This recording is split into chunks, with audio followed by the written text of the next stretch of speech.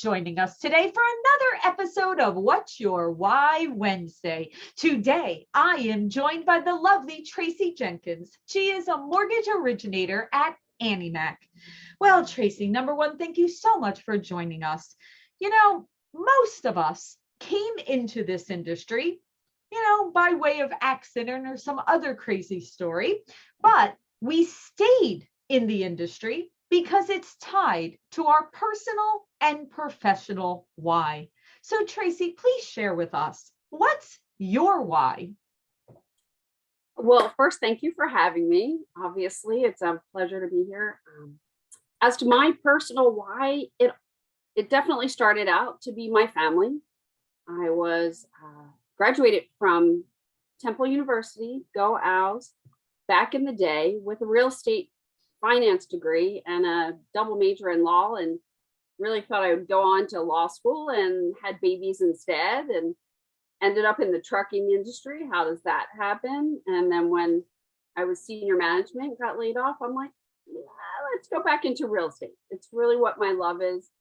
And at the time I had 3 small children. So I really thought I'd be a real estate agent, commercial agent, but instead turned to mortgages for what I thought was steady hours, but that was a lie. So here I am 18 years later, been a manager, been a sales manager, been a branch manager, been always in sales. And my why has always been to spend time with my family, to have that flexible schedule that we all love to hate. I work on vacation, but I get to take more vacations. I work on the weekends, but I get to have an afternoon with my grandbabies. So that's always been kind of the why. And I've always wanted to help people. And I just feel like this is a way I can help people. And as a single mom coming up, it was a way I could help people and support my family. Wow, so I love that. I love that. And to hear, okay, you went to school, of course, you had your family, then you went into trucking, but then you came back, right? We have this whole thing about a lot of times, even when we try to make a change, when we're in the industry and we make a change, we always wind up coming back, right? We're like this boomerang that comes right back around. And you're right. It allows us the ability to help so many, but most importantly, the ability to help our family, the ability to if we need something in the future, we can say, well, I'm just going to put in that extra time, or I'm going to do some more networking, or I'm going to do a marketing campaign, or I'm going to take on these initiatives. And regardless of what's going on in the marketplace, we still have that ultimate control of, okay, this is what needs to be done. So I love that. And, the second question kind of ties into that helping families. Now, there's those stories, those special families, and there's so many. I know you've worked with so many that you've made a monumental impact. But I love to hear people share those special ones that are just in your heart forever. Can you please share a story with us of a family where you realized how much of an impact you made on their lives?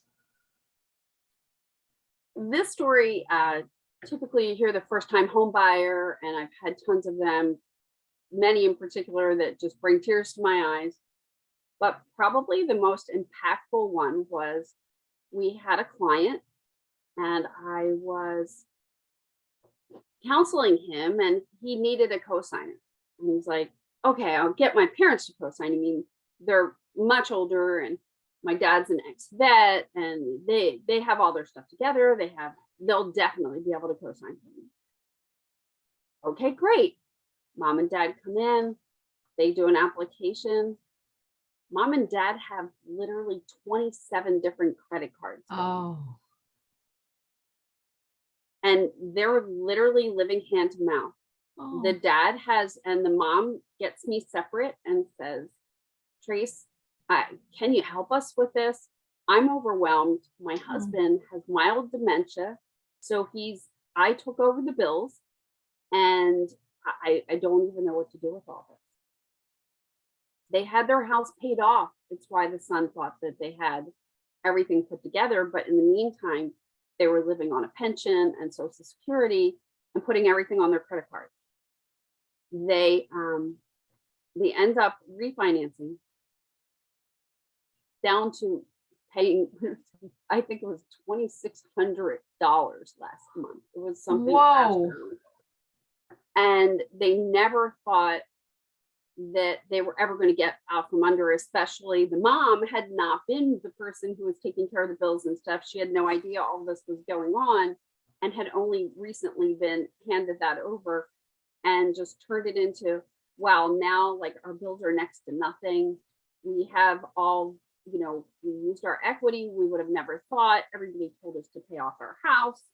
This is, you know, unbelievable. They end up still co-signing for the son. They were able to do it afterwards. So the whole thing just worked out.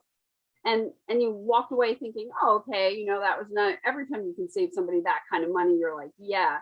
But this was a Vietnam vet, right? And he was just so thankful that he later came into the office and brought like a fruit basket. And they were in tears, literally, like, you don't even know what you've done to help us. Like, we would have never done this. We would have just quietly struggled because basically prideful, you know, like their generation was always told to do a certain thing.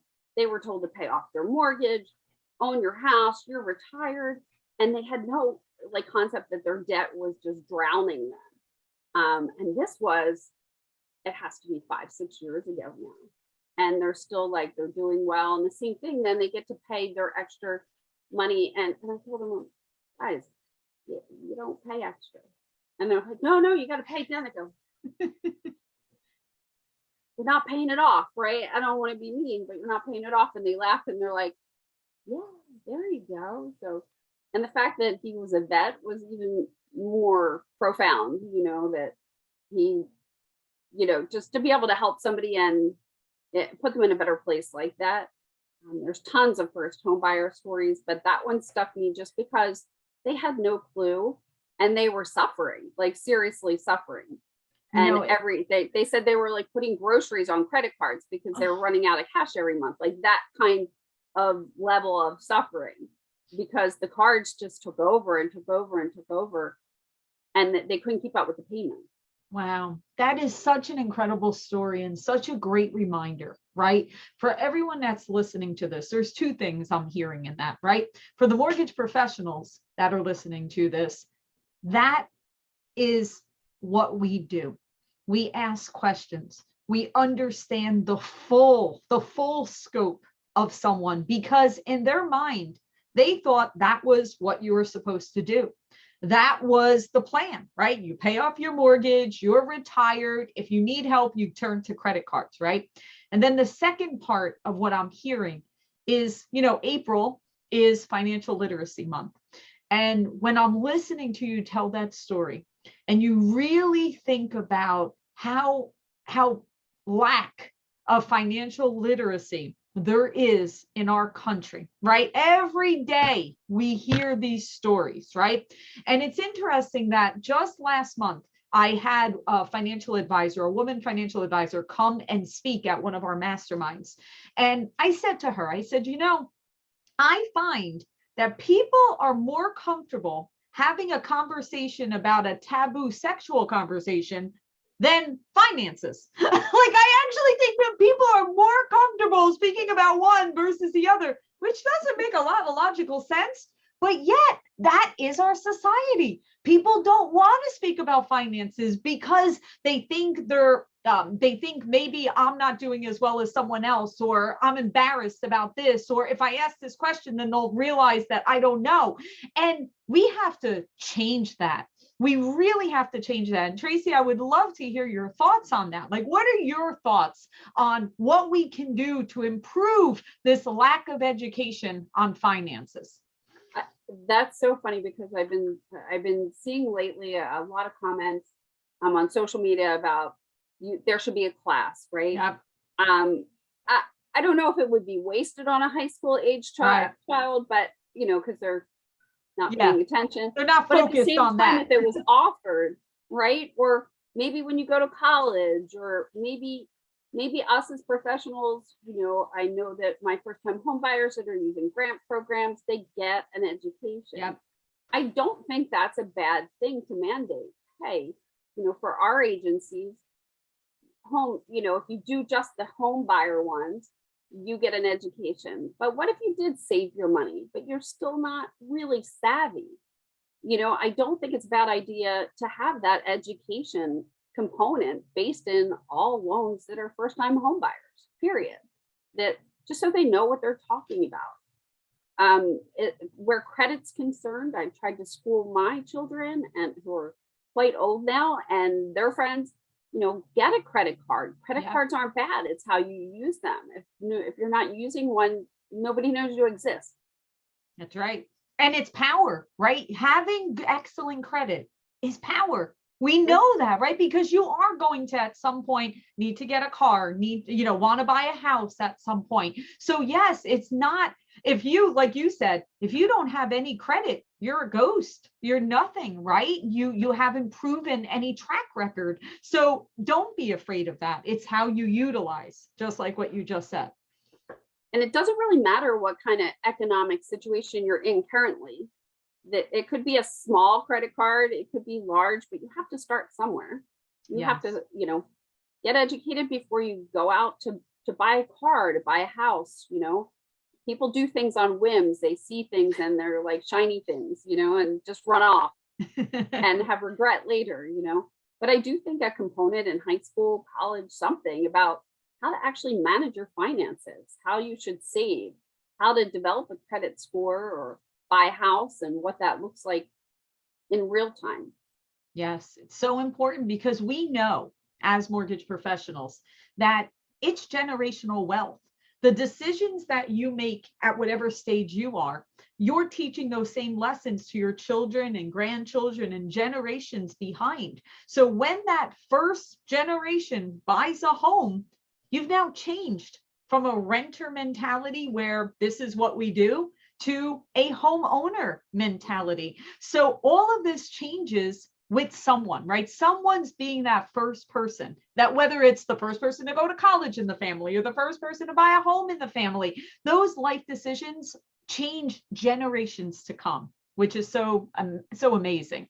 All right. Well, Tracy, thank you for sharing your insights. And now I'd like to ask, in our industry, we're always looking for new talent to come in. We want those generations behind to come in and be able to be the new level of mortgage professional coming in. But there's a lot to learn. We certainly have learned so much in the time that we've been in the industry. But I'd love to hear from you. What advice would you give to someone just starting out on their career path? First of all, still learning on the daily, right? Because if there's one thing that's constant in our business, it's change. For the young people coming up, I was very blessed in my last position to be able to school 3 new people and give them some insights on how to do things. And I really think if you put your customers first, that's ultimate. This job, if you're in it for the money, you'll make money, but you won't last long. Like you're not going to get satisfaction out of the job if you're not in it to actually help people. The second is training. Take as much training as you can possibly get. I'm very blessed to have 2020 as part of my curriculum. I have that at my company for free. I would pay for it if I didn't. You always have to keep yourself educated, just constantly growing and learning, and get a mentor. This business, there isn't a book for it. We don't go to college for it. You don't have to have a degree, but unless you actually learn the right way to do things and how to handle yourself with customers, you need somebody. You need somebody with some credibility and some integrity that you want to follow their lead. Because as we all know, there are people in our industry, unfortunately, who are not like that. You just want to partner yourself with somebody so they bring you up. And I think we're in agreement with, we were talking earlier about, like, I'm all about raising us all up, right? Like that's how we work, is that I help you raise up, I come up too, just by not even a money aspect, but just a human aspect. That's honestly, Tracy, that's one of the things that I've seen change over the last few years. I know when I started out in this industry, and maybe it was just my perception, maybe it wasn't even accurate, maybe it was just the way I was seeing things. I looked at our industry many years ago as kind of cutthroat, kind of like you have to lose in order for me to win. But I don't feel that way about our industry anymore. I really do believe that there's so many good people now that truly realize you can win and I can win and they can win and we can all win as long as we put those customers, clients, families first and are here for the right reasons, like you said.